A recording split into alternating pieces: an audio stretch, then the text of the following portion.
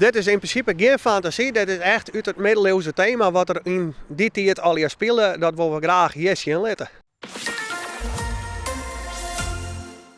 Verschillende projecten in Friesland hebben we subsidie gekregen van het Iepenmienskipvoers. Een van de projecten die Stiepe kregen had is Slag om de Skierstens, wat op 16 en Santje Maaien plakvinden. Een middeleeuws festival van 2 dagen en dan is er van alles hier te beleven in het thema van de middeleeuwen. Een heel kampement wordt er deelt zetten, met middeleeuwse gevechten, handboogschieten, de roofvogelshows.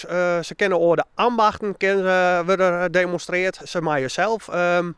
Over de ambachten uitoefenen en er is eigenlijk voor iedereen wat wil. Zowel jong als oud is welkom. Ook bedrijven en organisaties uit de regio worden zo volle mogelijk belutsen in het festival.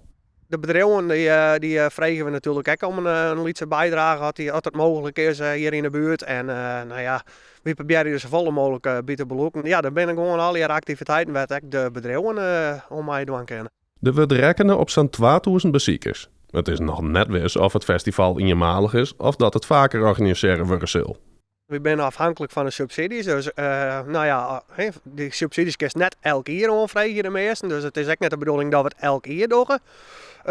Maar ja, na de tijd even zien van hoe is het uitpakt met de bezoekers en ook qua financiën natuurlijk. Zonder subsidie is het festival net mogelijk. Van het Iepenmienskipvoers krijgen ze zo'n €9.000, maar in totaal is er zo'n €32.000 nodig. We gaan nog meer subsidies aanvragen.